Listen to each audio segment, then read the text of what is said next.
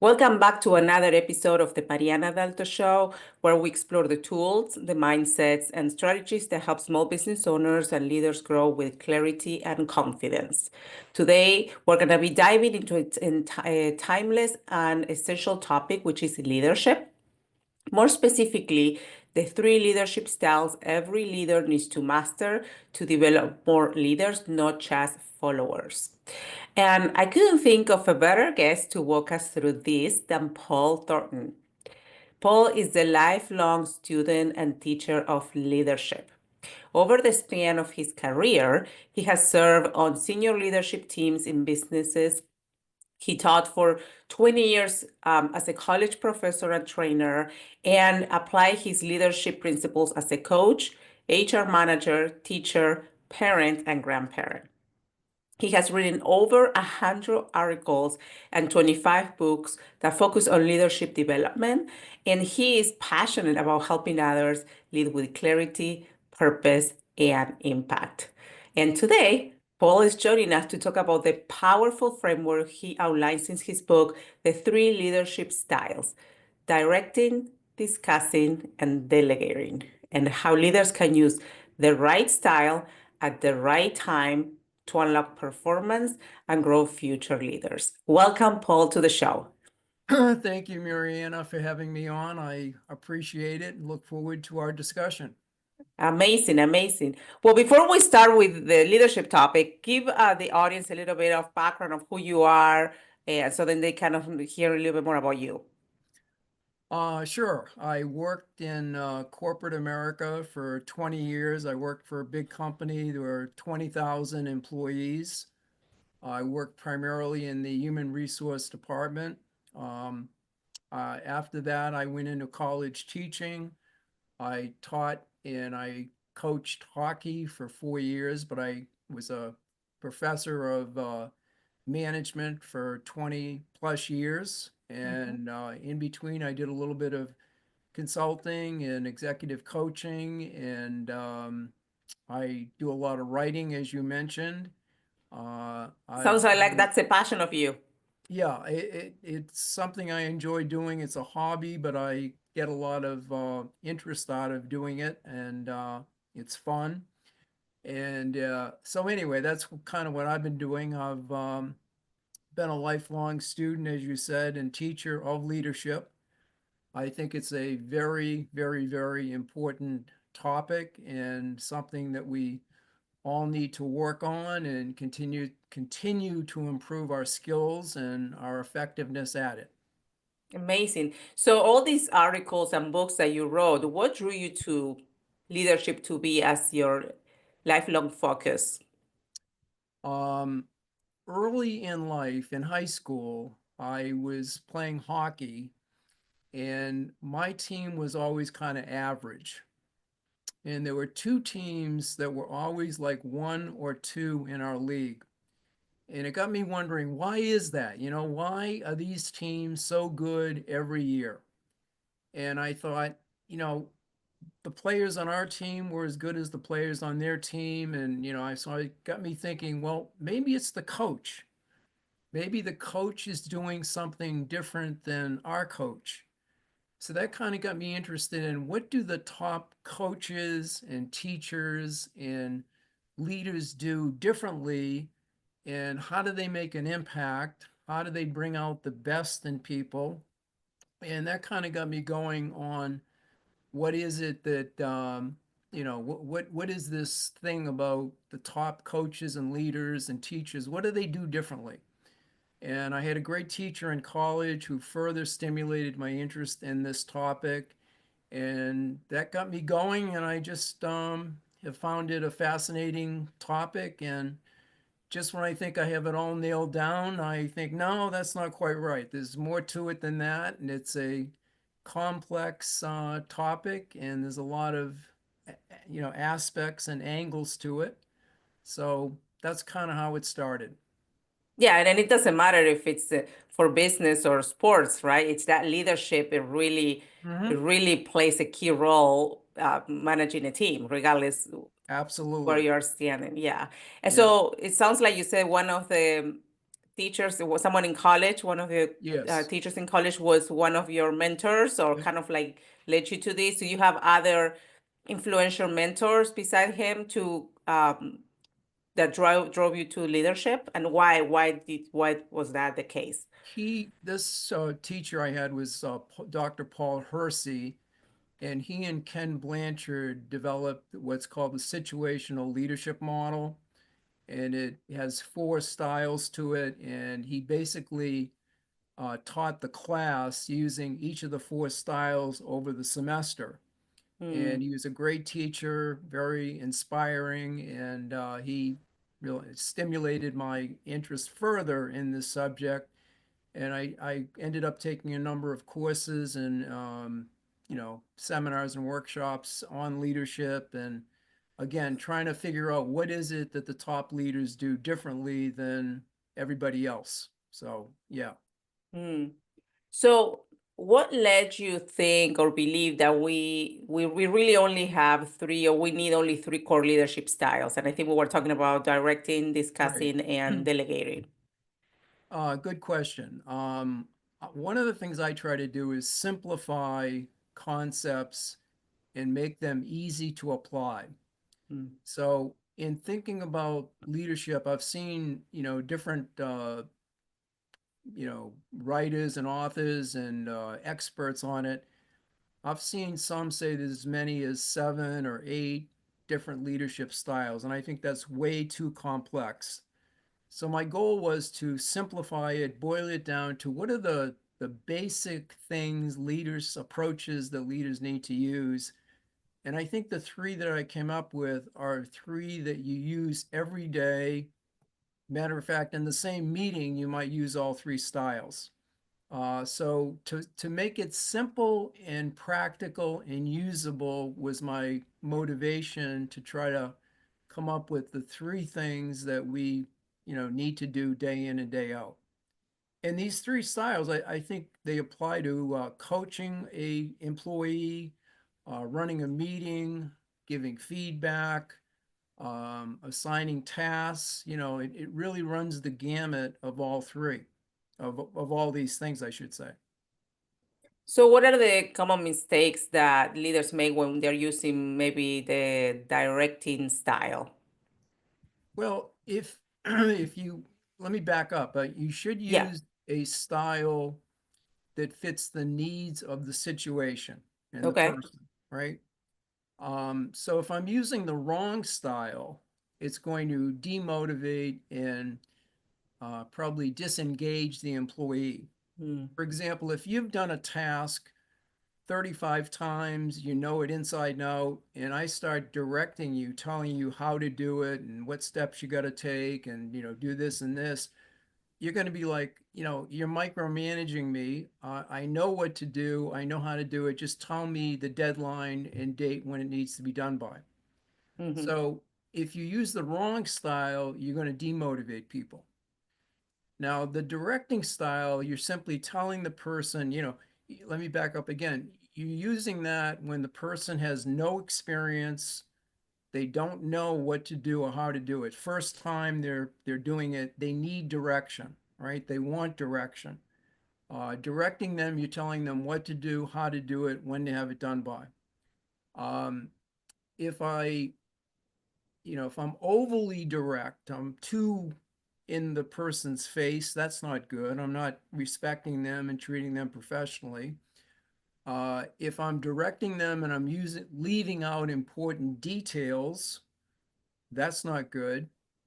Um, if I'm giving a person feedback on their performance, I may be direct, but sometimes people sugarcoat the message and they're not as candid and to the point as they should be, right? So you can be too Hmm. direct or not direct enough is what I'm trying to say. So those are kind of some of the things with directing that you can, do it wrong. With discussing, um, I've seen some managers and leaders, they discuss too much. The meeting goes on and on and on. They keep rehashing the key point and they don't make a decision. Hmm. Discussion is good. You need to discuss things and involve the group and get their thoughts and ideas. but at some point you got to make a decision. So that's a big problem there. So how do you stop that? How do you avoid those endless meetings? Oh, that's a good point. It's kind of like it comes with experience. I think leaders need to gain the insight of, okay, we've heard from everyone, we've kicked this around for 20 minutes. Now it's time to make a decision. And the decision might be group consensus, or it might be majority rule, or it might be the team leader saying, okay, I appreciate all your thoughts. I'm going to go off and think about it and I'm going to make a decision and I'll let you know what I decided tomorrow. So there's Mm, different approaches that you may use. With delegating, I think a common problem there is we delegate more and more to our top performers. We give them more to do because we know they're going to do a good job. yeah. So we overload them and we under delegate to some of the people who we should be giving more to. So we got to be mindful of that. Some people too, they delegate a task and then they get a little bit nervous and they jump back in and they start directing. They start telling the person what to do, even though a few hours before they delegated the task to them. They should be letting them decide how to do it, how to proceed, what to do, but they don't. They get nervous and whatever, and they jump back in and start directing. So each of the styles, there are some issues and problems that often occur. But if done correctly, you're providing the person with what they need to get the task done, and it also motivates and energizes them to, you know, take it and do what they need to do and finish the task and meet the deadline.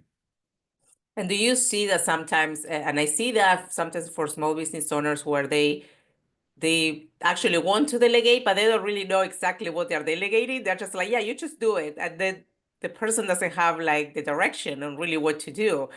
So it's kind of like the business owner feels good about delegating, but the person is lost because it doesn't have an SOP or something to kind of follow through. Yeah, I think that's a good observation. Delegating to the wrong person is not good. I mean, the person needs to have some capabilities and experiences and know-how to take on the task. So you got to have confidence that they're going to, be able to get it done to the level that's required and meet the deadline. Yeah, if you delegate to someone who's clueless, they have no idea what to do, they're gonna, flounder and they're gonna not get it done. So Yeah. thinking about who am I delegating this task to? Are they ready to take on the task? Do I have confidence they will be able to figure it out and succeed? All of that's important in deciding who you're going to delegate to. Right, right. Yeah. So is it true that that most leaders will default maybe to one style, or do you see that, or that is a mix of the three? Yeah, that's a good question. I think a lot of leaders have a preferred style. Mm-hmm. I've seen some that, they love directing. They love to always be telling people what to do, how to do it, that type of thing. There's some that over delegate. They delegate everything, you do this, do that, and they don't really do the thoughtful analysis of who should be getting what task, like I said a minute ago. And of course, some, over discuss. They want to have meetings on everything, and the meetings, as I said, go on and on and on. And that's not productive either. So the first thing I think the leader needs to do is diagnose the situation and think about what is needed here. Does the person or team, do they need direction? Should we have a discussion? Or can I delegate it to them and they can handle it and figure it out and get it done? So, Yeah. what's needed based on their experience, their know-how, their confidence, their skill set, their mindset, if you will, sometimes even their stress level. If they're stressed out and can't possibly take on another task and I'm delegating to them, that's not going to work out so well. Yeah, I mean, the employee development is important to understand where you're at within their part of their business, how much experience they have, Yep.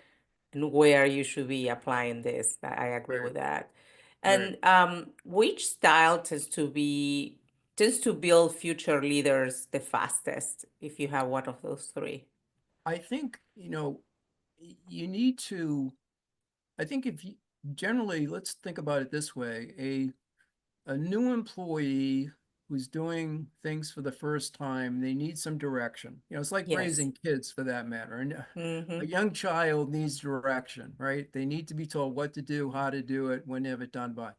So after they've gained experience, though, you need to move on to discussion. What do you think? What's your opinion? What's the goal? How do you see it? And that's developing them. That's getting them to think, right? They got to think Mm-hmm. about the situation. They got to analyze it. They got to collaborate and build on the ideas of others if you're in a group setting. And then as they grow, you're eventually now getting more and more into delegating. And Mm. again, it's like raising kids. Early on, you're using a lot of direction, and then it's more discussion when they're 10 to 15, 16, 17. And then you're doing more delegating. You want your late teenage son or daughter to be making more decisions and taking ownership for their life, right? Mm-hmm. Mm-hmm. Their decisions. When are they going to do their homework, and when are they going to do the tasks or summer job, or whatever it is they're doing. Same thing in the business world. So it's kind of a evolving step-by-step process, if you will, to some extent. And if you do it correctly, you're developing mature, capable, talented people who are able to take responsibility and take ownership for the task and get it done and meet the deadline. You Yeah. know, they can problem solve, they can influence other people, they can, negotiate when need be. They can do all the things they need to do to get the task done successfully. Well, with kids, you have always negotiation going on. A lot Absolutely. of discussion going on. Absolutely. That's why I say a lot of this is like Less raising kids. directing and delegating. It's all about Right, discussion there. right, right, right. Exactly. That's funny. Exactly. Yeah, I mean, it's true. Like it's just you can see it. Like we spoke about sports. You talk about kids Hmm. in business. It's just always the same type of relationship and how you guide the employee, the Hmm. the team member or whoever needs the help, right, to keep moving Right. forward and to be efficient. Even I can give you one simple example. Let's say you worked for me, you reported to me, and let's say you're in sales and marketing. I can use a directing style and tell you what your goals are for the next 6 months. I can tell you this is what you got to do. These are the deadlines, directing, right? Mm-hmm. Or we could get together and we could have a meeting and have a discussion. And I could Mm-hmm. ask you a lot of questions. What do you see as the goals, and why? And what do you think you could do in this product line and that product line? Or I could use a delegating style. I could say to you, Mariana, I want you to take the next 2 days and think about what your goals should be for the next 6 months. And let's get together 2 days from now. And I want to hear what you come up with. Mm-hmm. Okay. And I want to listen to the goals and see how you see the situation and what you come up with and what have you. Now, when we have that meeting, I might not agree with some of them, and I might say, well, let's talk about this one some more, and what have you. Same idea with coaching. If I'm coaching an employee, I can tell them, you need to make these 3 changes, blah, blah, blah. Or we can have a discussion. How do you think you did on this presentation? What do you think you did well? What could be improved? We can discuss it. Or I could Mm-hmm. say to them again, delegate. I want you to think about the presentation you made today, and I want you to identify 3 things you did well and 1 thing you need to improve on. And let's get Mm-hmm. together tomorrow and talk about it. So, like I say, all of these different activities that a leader gets involved with, they can use each of these styles, and they should use it in the appropriate context and based on what's best for the situation and the person. Yeah, and then, I I mean, the hope that more you makes can sense. involve the other person and put in their feedback and their own point of view, it's gonna be a collaboration. It's gonna be the conversation will lead to a richer conversation that just directing them or telling them, do X, Y, and Z. Sometimes they do need the guidance, but in some point you want them to have their own input in order to feel them to be Absolutely. part of it. Yeah, Otherwise, it gets to a point that there's a break point there, right? right. You want to, as you say, engaging them, asking for their input. They now have more skin in the game. They're contributing. It's becomes more their goal, their plan, their approach, their development plan, if you will. So yeah, you want to gravitate to that. But again, I'll give you an example. This summer, my 12-year-old grandson, I was trying to teach him to dock my boat at the gas pier. He had never done it before. He was clueless. He had no idea what to do. So I had to tell him, come in at a certain angle and a certain speed and put the motor in neutral and then reverse and, went through all these steps that he had to take. And I did that before he even tried it once. So after we kind of rehearsed it and I told him again what to do, how to do it, he tried it and, it went okay, but not great. And then I asked him afterwards, we had a discussion. How did you Mm. think you did? What do you think you did well? What could you change? And again, discussion. After we did this for a number of times, 2 weeks later, I was delegating. I said to him, here's Mm. the keys to the boat. You go over and fill it up with gas and come back and we'll go out for a ride. So, a little example of using all three styles with with my 12-year-old grandson. I love the simplicity. And I think I'm gonna start maybe leveraging that with my kids. Let's see how it goes. We're gonna do podcast number two. Yeah, yeah, What to apply with the 6 and 8-year-old. yeah, yeah, So then how does that work when we're talking about, like, if the team has timelines, they have things to meet, and then there's some high pressure to get that done. What's the best style? What's the best way to approach it when you have teams like that and that's, that pressure? yeah. That's a good question. In emergency situations, typically the directing style is probably more the style you're going to use. Mm. You think of You have more a, control. a crisis, a house is burning down. You're Yeah. not going to say, okay, let's have a discussion and think No, of about course what, not. what Yeah. should we do? And, Mm. you want someone to take action in control of the situation, make decisions quickly, give direction to various people, make it happen. Same idea in the business world in an emergency situation where the team hasn't been through this before. It's panic is setting in. You need someone who's going to step up and take control and give direction. This is what we got to do. This is the goal for the next, day. This is what we got to get done today. This is what you got to get done. There's almost micromanagement, for that Yes. period of time. Now, the problem is some leaders keep on micromanaging even after the crisis or the problem has gone away.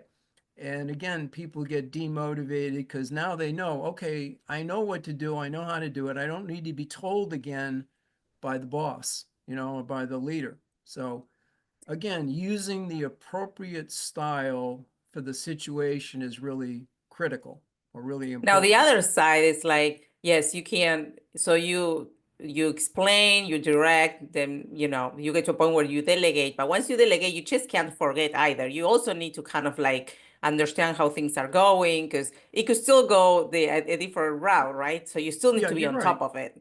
Right. And I think when you delegate a project or a major task to someone, you want to get agreement on some check-in points. Yes. When am I going to get some feedback? Once a week, I want a 15-minute update on how things are going, or once every 2 weeks, I want a one-page summary of where things stand, or some agreement on when are you going to get feedback and what feedback do you want to see. Is Hmm. it a discussion? Is it something written? Is it something electronically that's going to be submitted to you? So yeah, you're right. That's critical. Yeah, I mean, I've seen it like delegating to my own team, so that's why Yeah, I just speak yeah, from experience. right, And right. you learn by doing, that's for sure.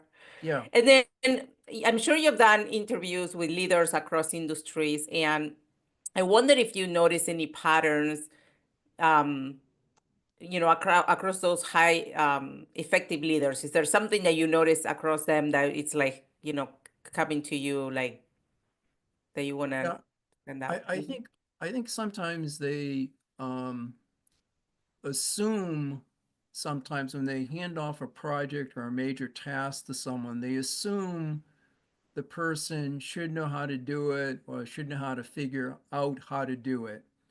And in some cases, maybe they should, but in other cases, they don't, and they Mm, need some direction.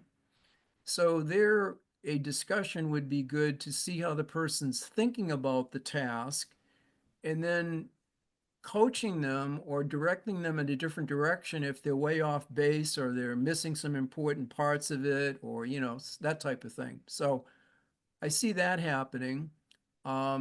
Some leaders, again, over delegate and they don't establish the control points or get feedback when they should. So, as you said, pretty soon there's chaos and confusion and things are out of control. So, mm-hmm. that's not good either. Yeah. Um, and as I talked about before, the the leaders who like to over discuss things, the meetings that go on forever are Mm-hmm. not good. That's one. I think these days I see collaboration is gone to the extreme. Yes, sometimes it goes. There's too much collaboration in some situations. The manager can't, the leader can't make any decisions without getting the group together and discussing it for a half hour, an hour, whatever. Um, that's not good. So yeah, Yeah, and even like I see like, I work for large corporations, so leadership is huge in managing teams. But even if you as a for the audience who maybe it's a solopreneur that maybe they just hire outsource a VA or something to help with some task, this is super helpful too because sometimes they outsource stuff just to get some time back, but you yeah, gotta direct them. You just can't go and say, okay, well, it looks like you have the experience, go and do it. You really need to explain what they need to get done. yeah. So this applies if you have your own teams, like you Mhm. hire your own team, or even if you're outsourcing the work to someone else. Yeah. Yeah, I mean, how many times have we hired someone to do something at our house and they go and do it, and then we come back and say, well, that's not really what I wanted, or I Right. expected you to not only do that, but this, and this as well. And it goes back to the clarity of the directions or the description of what you wanted done when you are hiring this person. You're Mm-hmm. right. A lot of times important details are left out, or the person you're hiring is making some assumptions that this is what the customer wants. So, they go off and do it a certain way. And again, it's not what you expected or wanted. So, Yes. yeah, communication breakdowns. It's Oh, common. that is huge. That Yeah. that's another podcast show. Yeah. Right. Right. Exactly. Absolutely. So Yeah. if someone listening wants to grow their leadership today, what's the one simple thing they can do that you can advise?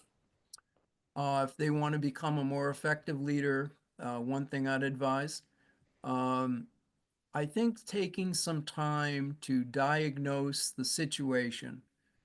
I think sometimes leaders rush in and have I don't know, a set approach they think is going to work. Sometimes you got to step back a little bit and think about what's the context, what's the need, what's the issue, what's the person's skill set, what can I do to make sure this is successful? So, diagnosing the situation, just like a doctor diagnoses the patient, leaders need to diagnose the environment that they're in and figure out what is going on and what can I do to add value and what's going to help the person, the team be successful.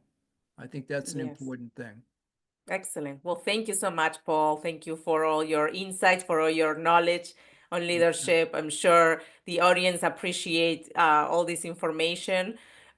We have also Paul's book. We will put the link on the show notes for you guys if you want to get the book. It's called Add Value, Improve the Status Quo, right? That's Yep, the name I, of the I book. also have one, Mariana. It's just leadership styles. It really just Okay. goes into the things we talked about today. And I might add, all of my books are very inexpensive, like Okay. 4.99. You're not gonna go broke buying my books. And they're also very short. They're usually 70, 80 pages long. I try to Okay. present one big idea in each book, and they're easy to read, and it's a quick read. And I know people get something out of it. At least that's what they tell me. So Yes, and this is so important. Leadership is just key in order for those that wants to grow and be better business leaders, better everywhere. In sports, yeah, at we do, home. I'm gonna we get the do. book just for my kids. Yeah, being a parent, a grandparent, a coach, teacher, we use these things all the time. And the better we get at them, the more effective we are. Excellent. Well, thank you, Paul, so much for your time. We appreciate it. Anything else that you want to add before we end the show? No, I think we covered it pretty well. So, you know, get out there Excellent. and Well, lead, go out there, lead, make a difference. Be yes, a leader, make a absolutely. difference. I Yeah, love it. I love it. yeah. Well, thank you so much, Paul. Thank you for the audience for listening. Thank you. If you like this episode, please don't forget to subscribe, leave a review, and then we'll see you next time. Take care.